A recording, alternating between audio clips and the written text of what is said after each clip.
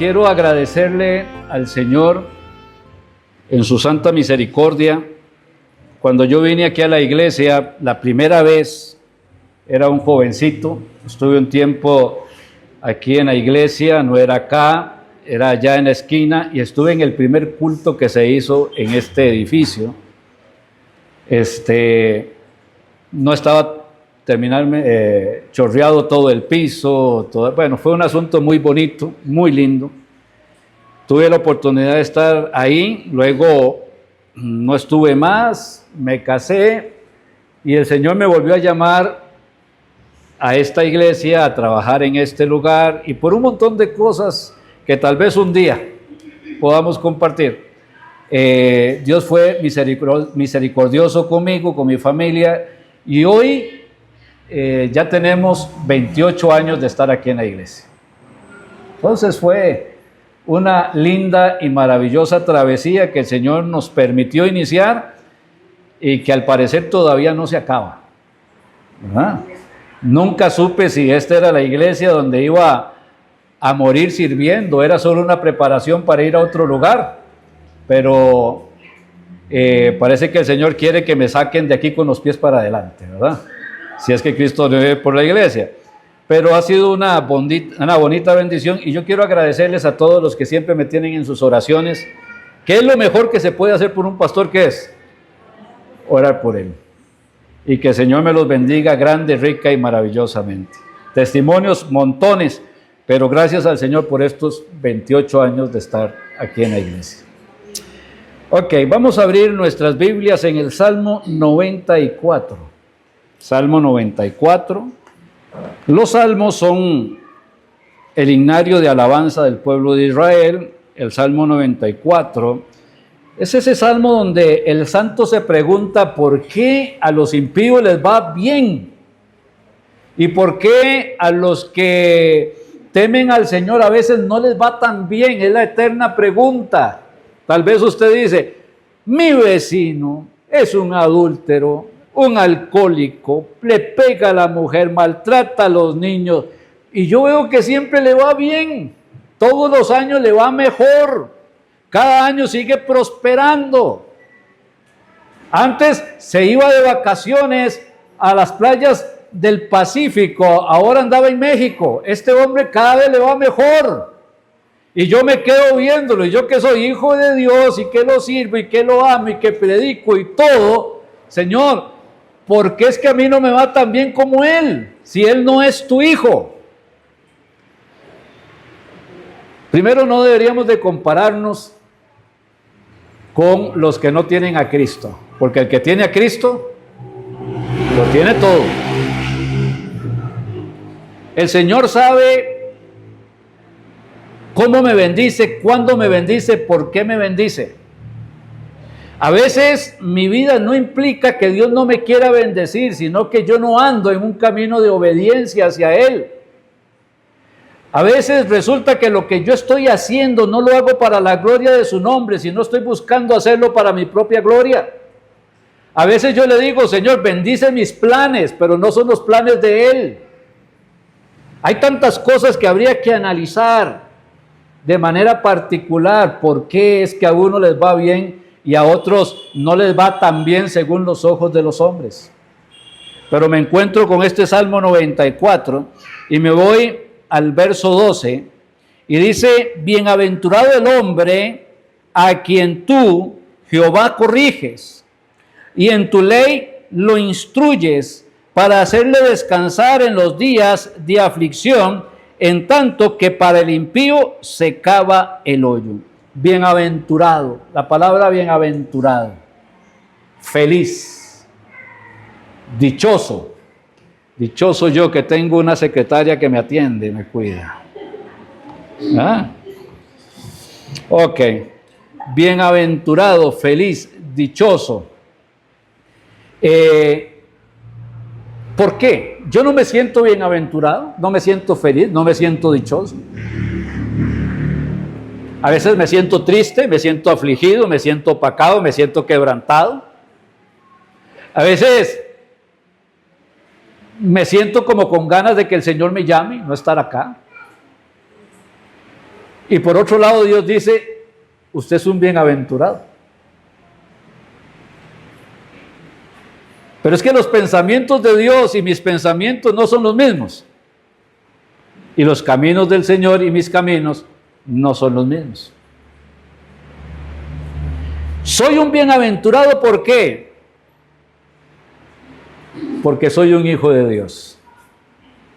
Soy bienaventurado, ¿por qué? Porque aunque no pueda ir a las playas de Acapulco,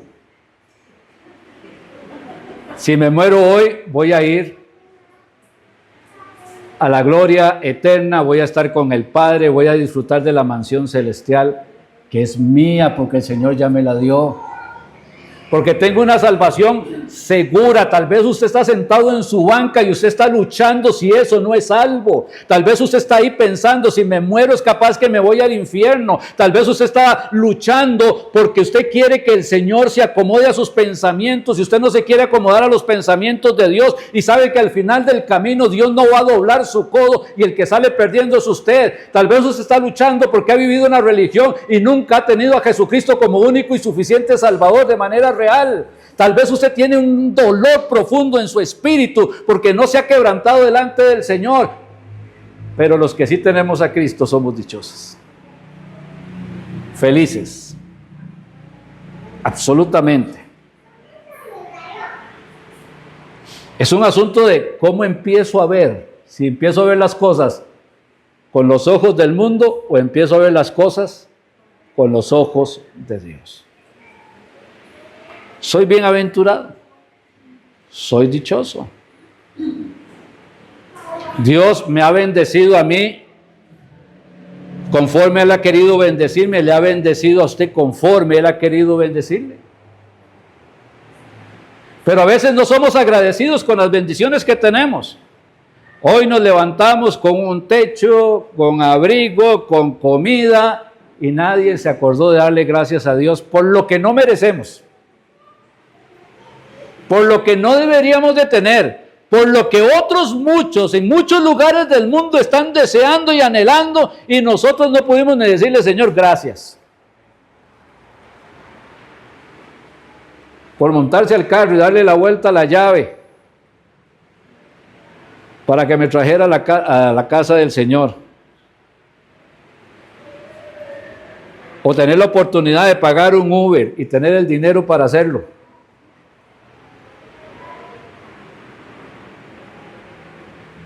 Es que un pueblo que no agradece es un pueblo que no es feliz. Un pueblo que no agradece es un pueblo que no se siente dichoso.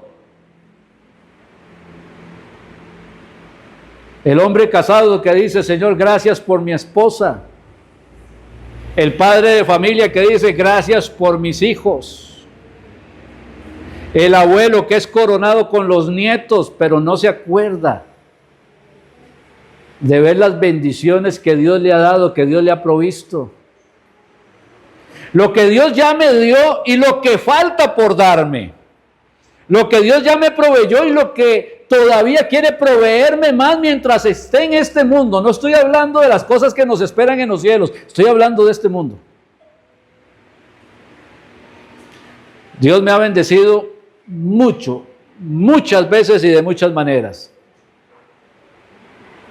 Le decía a mi hijo, en aquellos tiempos cuando él le iba bien en alguna cosa, le decía, ¿esto es una bendición que Dios le dio a usted o es una bendición que Dios me dio a mí y usted, como está a la sombra mía, está saliendo beneficiado?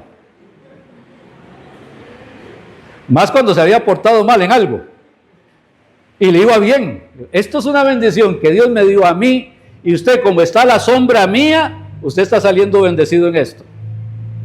Ya con el tiempo aprendí la lección y dice, no, me la dio a mí, me dio a mí.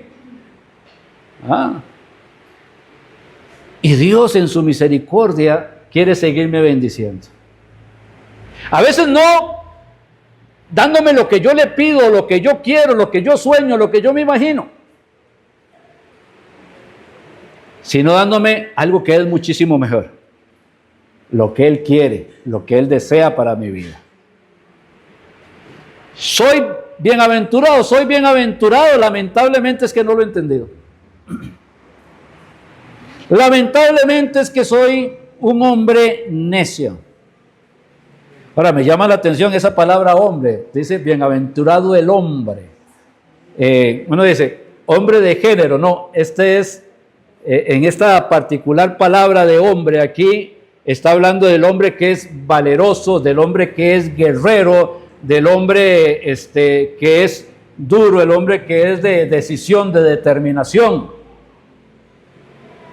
que a veces pasa mucho en la iglesia de Cristo, que tal vez esto ya es una especie ya por extinguirse. Ya cuesta que haya hombres y mujeres que sean valerosos, que sean determinados, que sean decididos, que sean personas de palabra, que sean determinados, que sean diligentes, que sepan a quién están sirviendo, de quién son siervos, que Dios los está llamando, que Dios está rogando al Señor de la mies que envíe obreros a su mies y quiere que todo su pueblo se levante para que el nombre de Cristo sea glorificado, pero el pueblo no lo está haciendo porque el pueblo se está comportando de una manera, dice la palabra de Dios, pusilánime. Sin fuerza, sin energía, sin interés, sin valentía. Esfuérzate y sé valiente. Pero no hay esfuerzo, no hay valentía, no hay nada. Hay gente que dice, tenemos que orar por un avivamiento, hermano. Oremos por un avivamiento. Voy a irme un poquito más bíblico. Oremos por un despertar personal. Señor, ¿por qué no despiertas, Señor, al hermano Juan Carlos? No, primero tengo que, Señor, despiértame a mí. Un despertar personal. Dice la Biblia, despiértate tú que duermes y levántate de los muertos y te alumbrará Cristo. Una persona dormida no está muerta, pero parece muerta. Una persona dormida no está muerta, pero no está haciendo nada. Una persona dormida no está muerta, pero está prácticamente incapacitado de saber qué es lo que le rodea y no puede hacer nada, ni por sí misma ni por nadie más. Me llamaba la atención la semana anterior y le decía a un hermano, esas son las cosas que a veces está en el púlpito y llegan ahí. Y el primero que las aprende es el pastor. Luego las comparte. Y pensaba en la vida del famoso predicador Spurgeon. Ahí está Spurgeon. Un muchachito de 19 años. ¿Hay alguno aquí que tenga 19 años? Aparte del hermano Bernal. Josué, ¿cuántos tienes? Póngase de pie, vale. Ok. Venga. Venga, no le dé pena. Ahora, Spurgeon era más o menos así. Un joven. ¿Quién podía tener esperanza en que un joven pudiese ser un instrumento de Dios? ¿Quién podía tener esperanza de que un joven trajera la palabra de Dios? ¿Quién podía tener esperanza de que Dios se complaciera en usar un joven para que el nombre de él sea glorificado? En aquellos momentos había una iglesia muy grande, un edificio grande, una iglesia de unas 500, 600 personas, pero que había venido a la baja. Ya no se reunían 500, ni 400, ni 300, ni 200, ni 100, ni 50. El grupito era de unos 30 personas.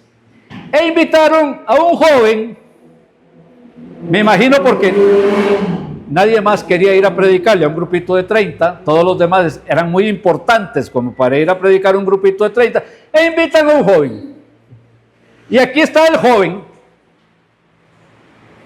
y el joven le predica a 30, soltero, me imagino que con la ropilla un poco arrugada, no tenía bien que se la planchara, Biblia en mano, le temblaban las rodillas una contra otra, pero él amaba a Dios y quería servir a Dios. Y predica el jovencito. Predica. Imagínense a José. Predica. Tenía que predicar en la mañana y tenía que predicar de vuelta en la noche. Y predicó. Y se fue.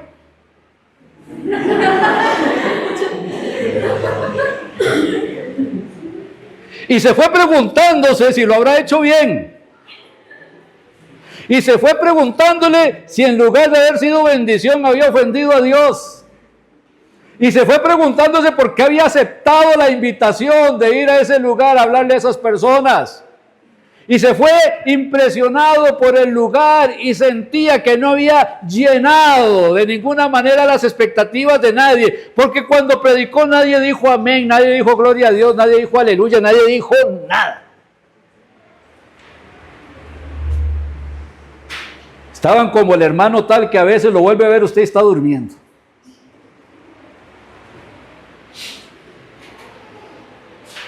Y viene el culto en la noche. Y en el culto de la noche viene de nuevo Spurgeon. Viene de nuevo Spurgeon.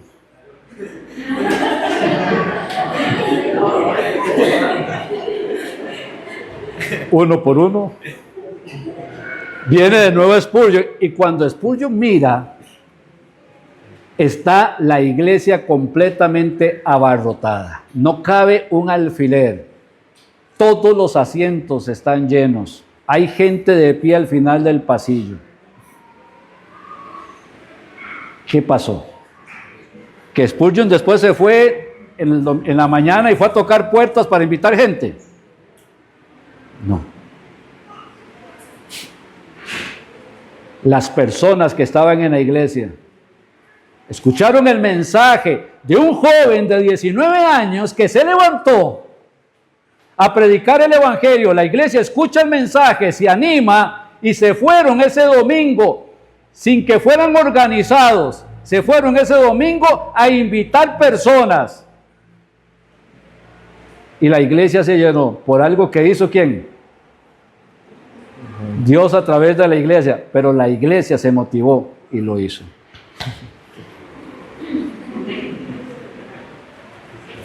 Aquí les quedo con 19 años.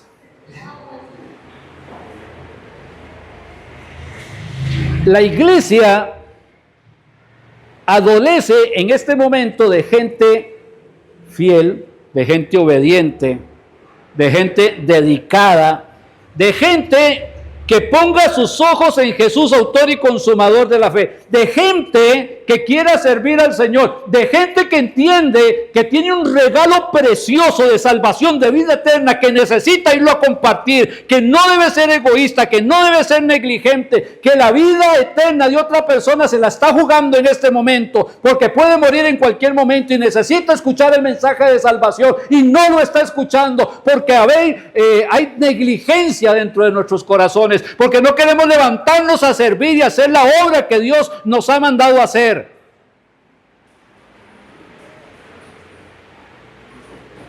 Y entonces Dios dice, tengo un problema con mi pueblo.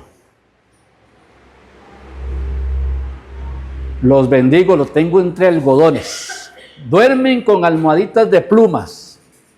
Pero en lugar de activarse, en lugar de servir, en lugar de honrar, en lugar de estar preocupados en la predicación del evangelio para que otros vengan a los pies de Cristo, más bien se han venido durmiendo más en los laureles. En lugar de que se levanten personas y diga, pastor, ¿en qué puedo servir? Hay personas que dicen, pastor, tengo que renunciar al ministerio. Como si yo lo hubiera llamado. Yo no llamo a nadie. El que está en un ministerio es porque Dios lo llamó. Y si Dios lo llamó, a Dios le obedeció. Y si le renuncia, es a Dios que le renuncia. Tenga eso siempre muy presente.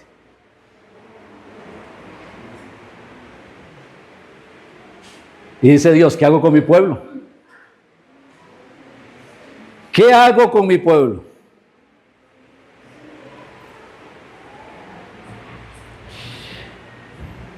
Y entonces dice, bienaventurado el hombre a quien tú, Jehová, vea la palabra que dice ahí, corriges.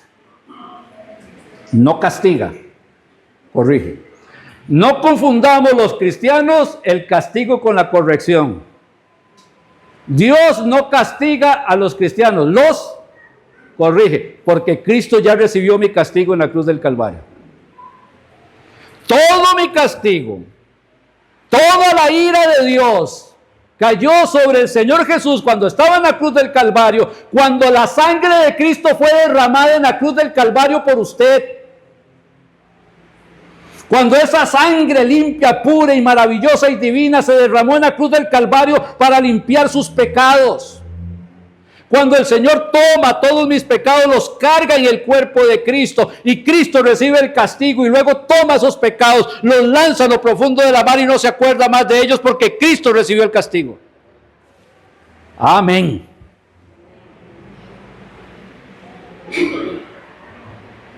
Entonces, Dios no me va a castigar, Dios me va a corregir, a disciplinar. La disciplina de Dios es correctiva, no destructiva. Entonces Dios me va a corregir. Me va a corregir. Y a veces para corregirme pasan cosas en mi vida. Ay, que me sacuden un poco el alma. Ahora estaba en una clase con unos hermanos en la primera parte y les decía, hay un camino de Dios y hay un camino paralelo que se parece al camino de Dios, pero no es el camino de Dios. Es un camino religioso. Los que transitan por el camino religioso creen que van bien porque vienen al culto. Los que transitan en el camino religioso creen que van bien porque ofrendan. Los que transitan en el camino religioso creen que van bien porque de vez en cuando regalan un tratado. Los que caminan en el camino religioso creen que van bien y no sirven a Dios, no se comprometen, no tienen ese trabajo, no, Dios no es lo primero en sus vidas. No aman a Dios con todo el corazón, con toda el alma, con toda la mente y con todas las fuerzas. Es un camino religioso, es un camino que si hoy ando nadie se da cuenta y si lo dejé de andar nadie se dio cuenta. Es un camino donde yo no le hago falta a nadie ni nadie me hace falta a mí.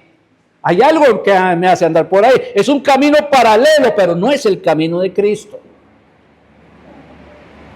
Y dice la palabra de Dios que Él preparó todas nuestras buenas obras de antemano. ¿Para qué? Andemos. ¿Qué es andar? Caminar en algo que el Señor ha preparado de antemano, para que andemos en ello. Y entonces Dios empieza a corregirme, para que lo cojo no se salga del camino, dice la palabra de Dios. Y empieza a corregirme, y empieza a permitir que aquellas cosas que me desvían de su gracia, empiecen a ser para mal de mi vida. Esto me apartó del Señor. Y eso que adoraba y que me apartó del Señor ahora se volvió algo que lamento, que hasta digo, maldita sea la hora en que me desvié para seguir esto. ¿En qué momento me aparté del Señor para seguir este camino, para seguir lo que yo quería, para buscar mi propia gloria? ¿En qué momento quise yo tener un nombre sobre todas las demás personas? ¿En qué momento quise ser yo algo lo máximo que el mundo pudiese admirar cuando el único nombre que debe ser adorado es el nombre del Señor Jesucristo y yo siendo su siervo? Y las cosas empiezan a salir mal. Y me empiezan a doler. El trabajo ya no es lo que yo pensaba. Gano, pero no lo disfruto. La familia se me empieza a desarmar. Hay problemas en el matrimonio, hay problemas con los hijos, hay problemas con los suegros, hay problemas con los amigos, hay problemas en el vecindario. Ya las cosas no tienen paz. Ya no puedo disfrutar de la paz de Dios, ya no puedo disfrutar del gozo del Señor. Mi vida ha cambiado de ser bienaventurada, de ser feliz, de ser dichosa, a transformarse en un camino de amargura, de tristeza y de dolor. Ya los cristianos, en lugar de decir gloria a Dios, amén y aleluya, viven murmurando por cada situación que pasa en sus vidas. Y Dios lo permite. Dios lo permite, porque todo lo que el hombre sembrare, eso también segará.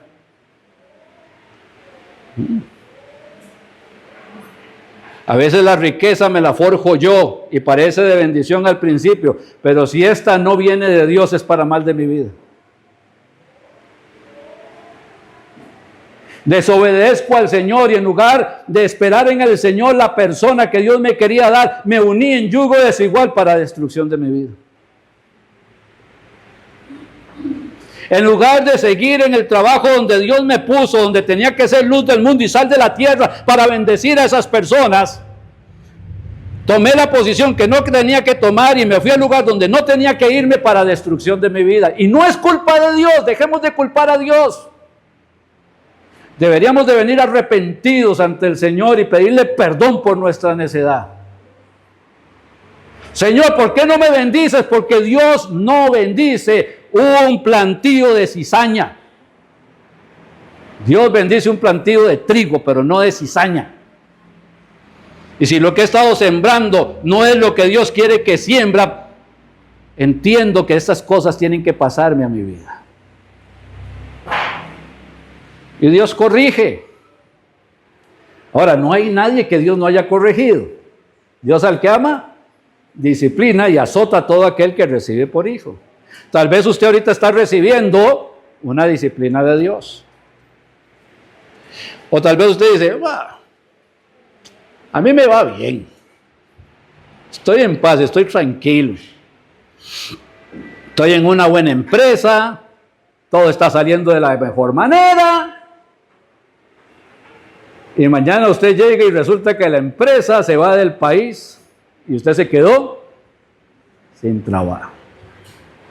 Señor, ¿pero por qué? No, por favor, por el amor de Dios, dejen de culpar al Señor por todo. Si el Señor está corrigiendo, lo que deberíamos de hacer es ser humildes. Entender lo que el Señor me está diciendo y humillarme ante la poderosa mano de Dios.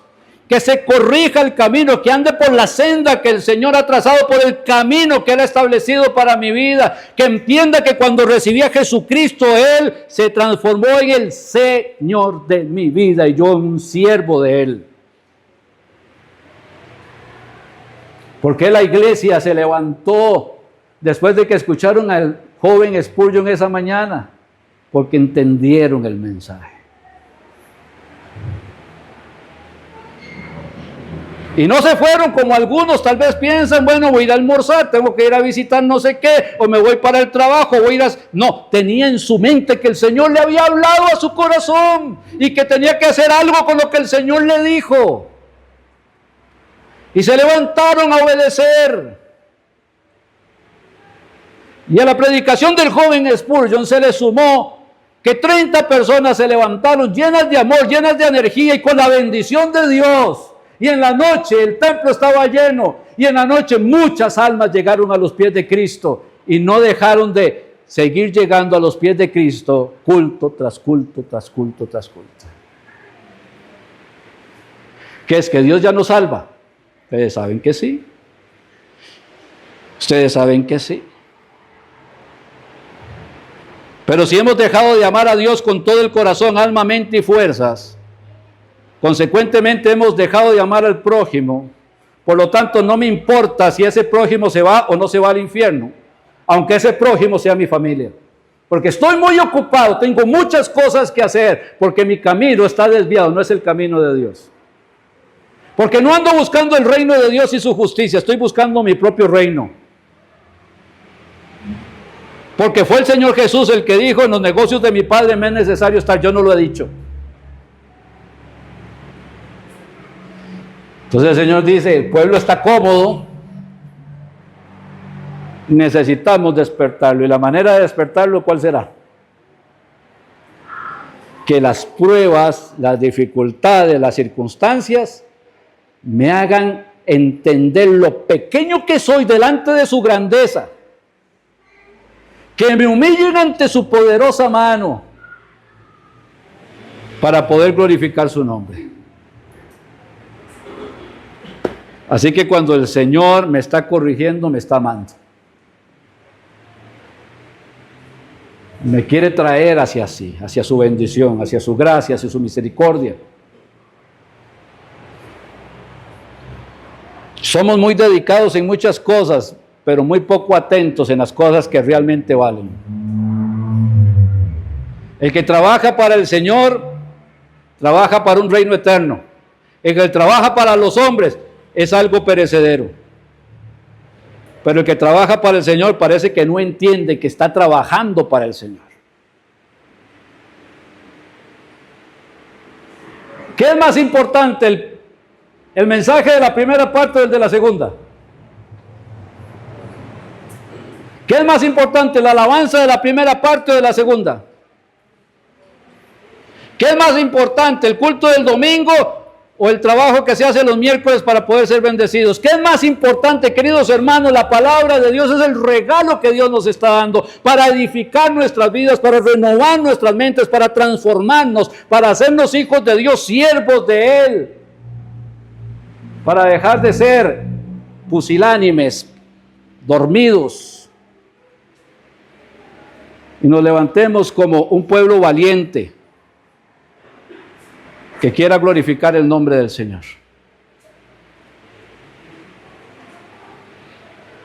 Y el pueblo se fue apocando, y cuando quedó era Jeremías predicando solo, y el pueblo viviendo para las cosas del mundo.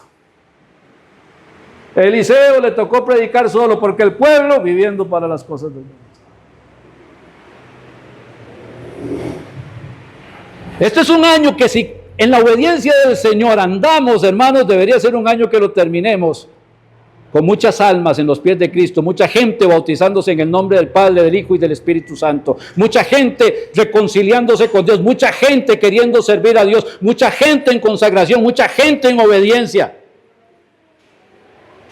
No podría ser de otra manera, no debería ser de otra manera.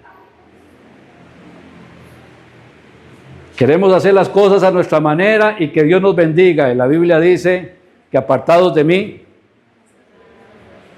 nada podréis hacer. Bienaventurado el hombre a quien corriges y en tu ley lo instruyes. La instrucción de la palabra de Dios. Hoy, como decía un hermano, han quitado los púlpitos y los han transformado en escenarios. Y lo importante es ver el show dominical.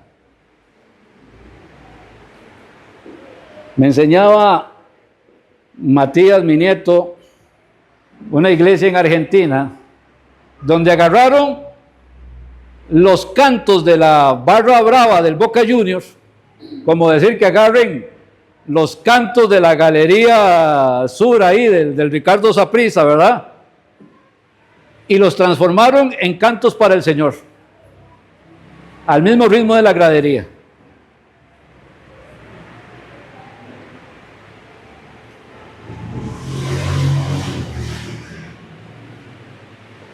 Cuando no hay temor de Dios, esas cosas pasan.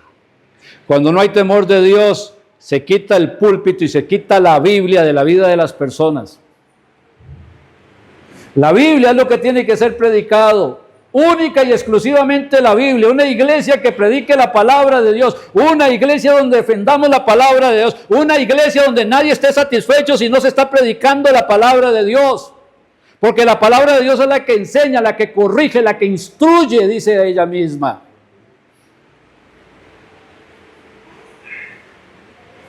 Porque si la palabra de Dios no tendríamos la voz de Dios, solo de los hombres.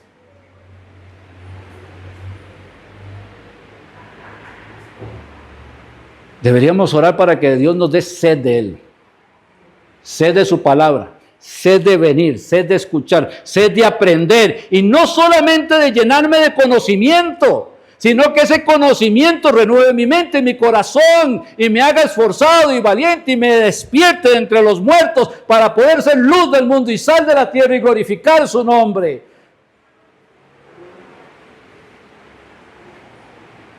Por eso es que Dios permite las correcciones en mi vida.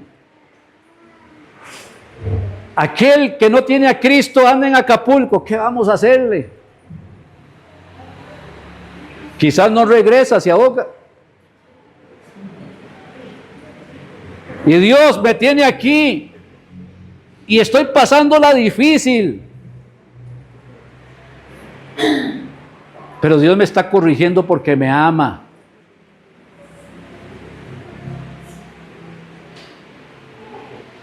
Y para ir concluyendo, porque tenemos cena del Señor. Al final todo va a acabar. Todo va a acabar.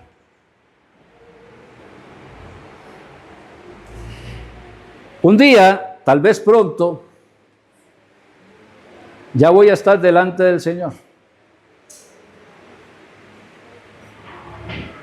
En un abrir y cerrar de ojos, el Señor me llamó y todo acabó. Soy salvo por los méritos de Cristo, eso nadie me lo puede quitar, pero cuando esté allá en la presencia del Señor, me dice la Biblia que algunos van a estar avergonzados. ¡Qué vergüenza!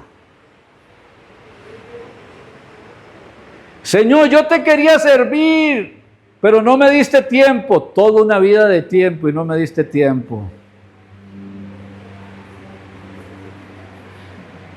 Señor, yo quería ser un instrumento útil, por eso me aparté de la iglesia para poderte servir yo, pero la iglesia es columna y baluarte de la verdad, y Dios nos mandó a que trabajáramos dentro de una iglesia con los dones espirituales que Él nos dio para la edificación del cuerpo de Cristo. Usted es un desobediente, además arrogante. Dios resiste a los soberbios y da gracia a los humildes. Por eso dice la Biblia que algunos van a ser salvos, aunque así como por fuego. Y cuando vengan las coronas, no de salvación, sino de bendición, de reconocimiento, de recompensa, algunos las van a tener y otros no van a tener ninguna más que la vergüenza.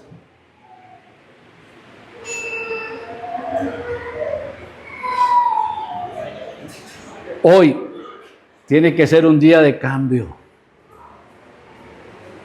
No porque empiece el año, sino porque Dios me lo está pidiendo. No dejemos que este año pase sin haber logrado predicar el Evangelio, sin haber logrado ver un alma recibir al Señor Jesucristo, sin haber logrado que esa persona venga a escuchar el nombre del Señor. No deje pasar un año sin ser un siervo del Señor, no lo deje más. Y si no tiene a Cristo y tiene miedo de condenarse, yo le voy a decir, debería de tener miedo. Porque la condenación es eterna. Y si mueren sus delitos y pecados, en el infierno ya no hay salvación. La salvación Dios se la está otorgando hoy, ahora. Hoy es el día de salvación. Vamos a inclinar el rostro.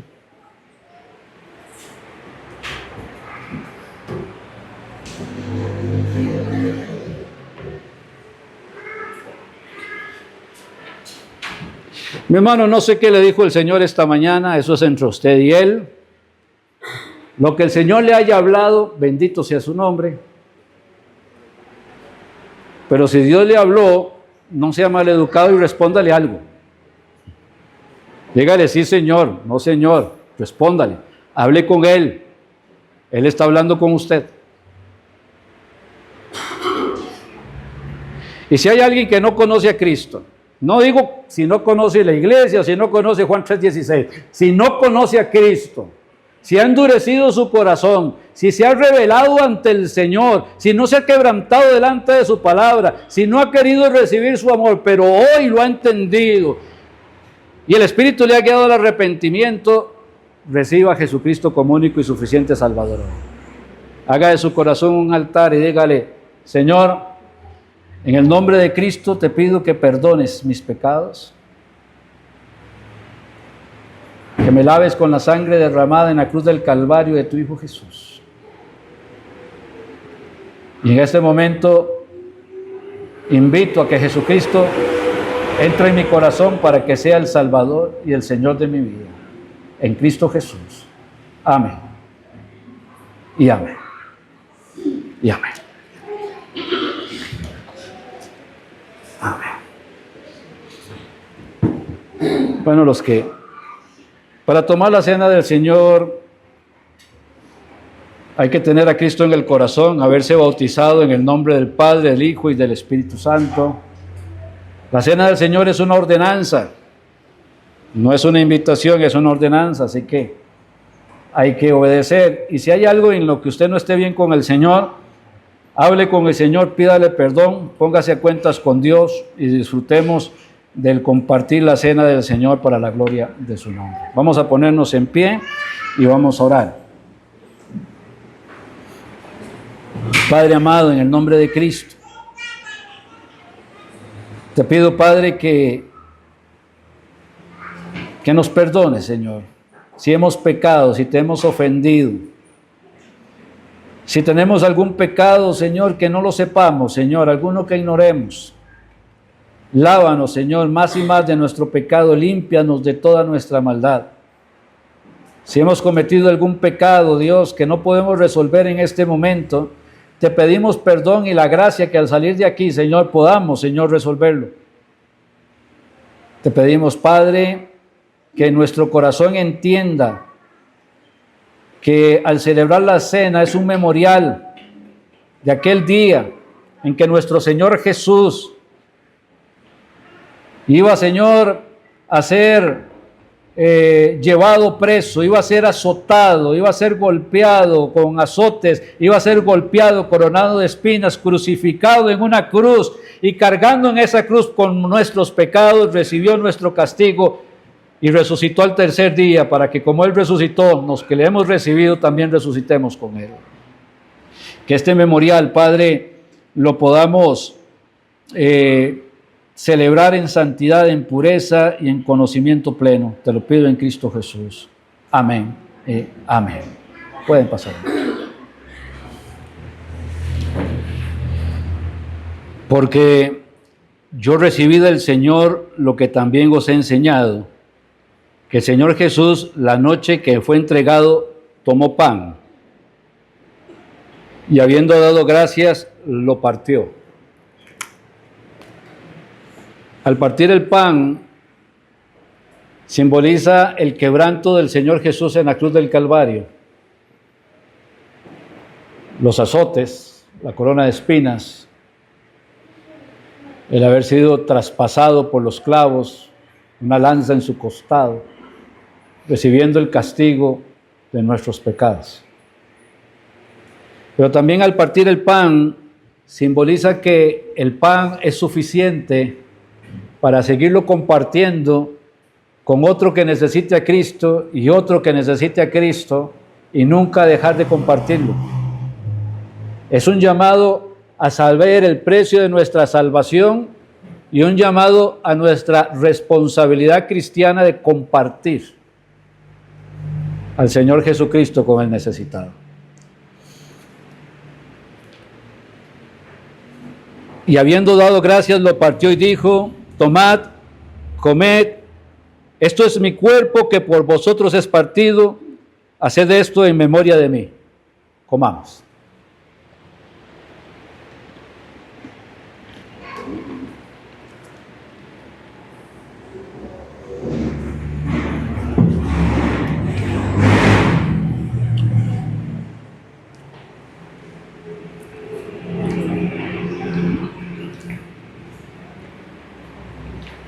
Asimismo, tomó también la copa después de haber cenado, diciendo: esta copa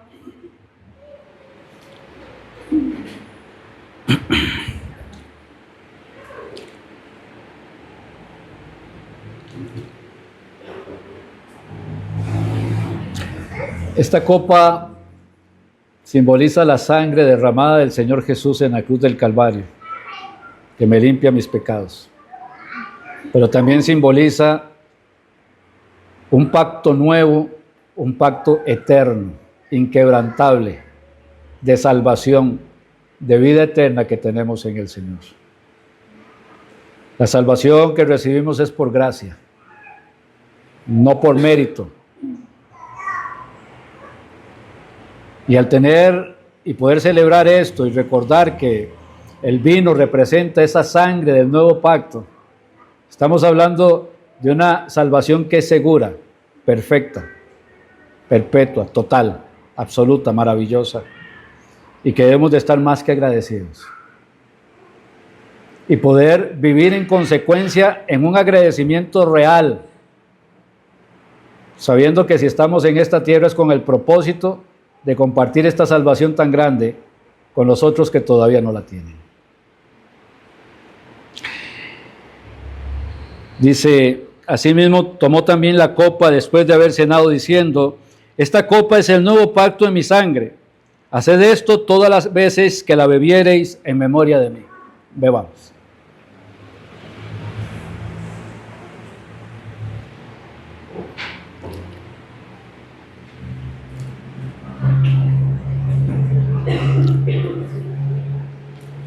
Así pues, todas las veces que comiereis este pan y bebiereis esta copa, la muerte del Señor anunciáis hasta que Él venga. Oramos. Hermano Grady. Hermanos, gracias, Señor, por tu amor para nosotros, Señor, para todo el mundo, Señor. Gracias por tu Hijo, Jesucristo, Señor. Gracias por la obra que Él hizo para nuestra salvación, Señor, en obediencia a ti, Señor. Gracias, Señor, porque has puesto amor en nuestro corazón hacia los hermanos y a todas las personas. Y hoy podemos todos juntos, Señor, hacer memoria de ese sacrificio y